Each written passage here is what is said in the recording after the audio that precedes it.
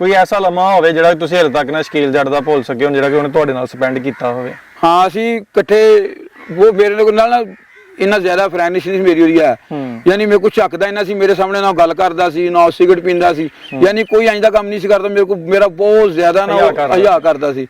ਇੱਕ ਮੈਂ ਅਸੀਂ ਗਏ ਸੀ ਲਿਆਕਤਪੁਰ ਗਏ ਸੀ ਸ਼ਾਦੀ ਤੇ, ਉਹ ਮੇਰੇ ਅਜ਼ੀਜ਼ ਸੀ, ਉਹਨਾਂ ਬੁਲਾਇਆ ਸ਼ਕੀਲ ਨੂੰ ਨਾ ਸਪੈਸ਼ਲ, ਮੈਂ ਨਾਲ ਲੈ ਗਿਆ ਸੀ।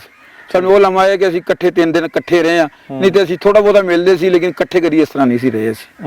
ਹਾਂਜੀ ਕੋਈ ਉਸ ਲਮਹੇ ਵਿੱਚ ਕੋਈ ਐਸੀ ਗੱਲ ਜਿਹੜੀ ਹਲੇ ਤੱਕ ਯਾਦ ਹੋਵੇ? ਹਾਂਜੀ ਅਸੀਂ ਜਾਂਦੇ ਰਹੇ ਆ ਮੁਖਤਲਿਫ ਚੀਜ਼ਾਂ ਜਾਂਦੇ ਰਹੇ ਆ, ਅਸੀਂ ਉੱਥੋਂ ਅਸੀਂ ਗੱਡੀ ਲੈ ਕੇ ਸੈਰ ਤੇ ਜਾਂਦੇ ਸੀ, ਉੱਥੇ ਇੱਕ ਬਣਿਆ ਸੀ ਜਿਸ ਤਰ੍ਹਾਂ ਪੁਲ ਜਿਹਾ ਹੀ ਇੱਕ ਦਰਿਆ ਦਾ, ਉੱਥੇ ਗਏ ਅਸੀਂ ਮੱਛੀ ਖਾਧੀ ਤੇ ਇੱਕ ਬੰਦਾ ਸਾਡੇ ਨਾਲ ਨਾ ਡਰਾਈਵਰ ਕਰਦਾ ਸੀ। ਅੱਛਾ ਜਿਹਨ ਡਰਾਈਵਰ ਖੜੇ ਸਾਨੂੰ ਇਲਾਕੇ ਦਾ ਨਹੀਂ ਸੀ ਪਤਾ। ਅੱਛਾ ਜੀ। ਉਹ ਬੰਦਾ ਕਿ ਮੈਂ ਬੈਂਕ ਦੇ ਵਿੱਚ ਆ ਤੇ ਸ਼ਕੀਲ ਨਾਲ ਹੱਸਦਾ ਹੁੰਦਾ, ਉਸਤਾਦ ਜੀ ਇਹ ਬੈਂਕ 'ਚ ਕੰਨਾਂ ਦੇ ਜਿੰਦ ਨਹੀਂ ਮੈਲ ਫਸੀ ਏ, ਇਹ ਕਿਹੜਾ ਮੁਲਾਜ਼ਮ ਹੈ?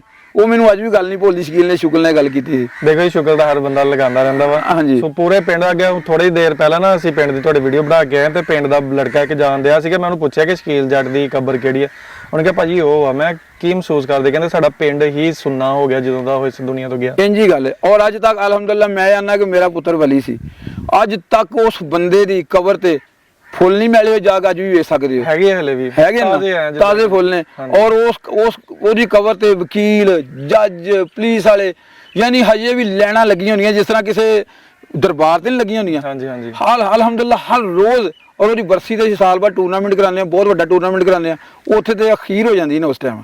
ਅਲੀ ਬਾਜਵਾ ਵਾ ਕਮੈਂਟੇਟਰ, ਹਾਂਜੀ ਤਲਵੰਡੀ ਵਾਲਾ। ਹਾਂਜੀ ਉਹਦੀ ਕੋਈ ਵੀ ਕਿਤੇ ਵੀ ਹੋ ਜਾਣੀ ਕਿ ਉਹਨੇ ਮੈਚ ਆਪਣਾ ਸਟਾਰਟ ਕਰਨ ਤੋਂ ਪਹਿਲਾਂ ਨਾ ਅਲੀ ਦੀ ਉਹਦੀ ਸ਼ਕੀਲ ਜੱਟ ਦੀ ਨਾ ਇੱਕ ਉਹਨੇ ਨਜ਼ਮ ਜ਼ਰੂਰ ਹੀ ਬੋਲਣੀ। ਕਹਿੰਦਾ ਮੇਰਾ ਭਰਾਵਾਂ ਵਰਗਾ ਮੇਰਾ ਵੀਰ ਸੀ, ਤੇ ਕਹਿੰਦਾ ਜਿੰਨੇ ਚਿਰ ਮੈਂ ਉਹਦੀ ਮਾਂ ਨੂੰ ਨਾ ਮਿਲਿਆ ਵਾਂ, ਉਹਦੀ ਕਬਰ ਤੇ ਨਾ ਹੋਇਆ ਵਾਂ, ਮੈਨੂੰ ਸਕੂਨ ਨਹੀਂ ਆਉਂਦਾ ਹੈਗਾ। ਇਸ ਤਰ੍ਹਾਂ ਹੀ ਗੱਲ ਤੇ ਈਦ ਵਾਲੇ ਦਿਨ ਮੈਨੂੰ ਮਿਲਿਆ ਸੀ, ਈਦ ਵਾਲੇ ਦਿਨ ਵੀ ਉਹ ਕਬਰ ਤੇ ਆਇਆ ਸੀ, ਮੈਂ ਕਬਰ ਤੇ ਸੀ, ਉਹਨੇ ਫੁੱਲ ਪਾਏ ਨੇ, ਨਾਲ 2 ਲੜਕੇ ਹੋਰ ਸੀ। ਉਸ ਦਿਨ ਵੀ ਈਦ, ਹਰ ਈਦ ਤੇ ਵੀ ਹੁੰਦਾ ਉਹ, ਔਰ ਉਹਦੀ ਬਰਸੀ ਤੇ ਵੀ ਹੁੰਦਾ।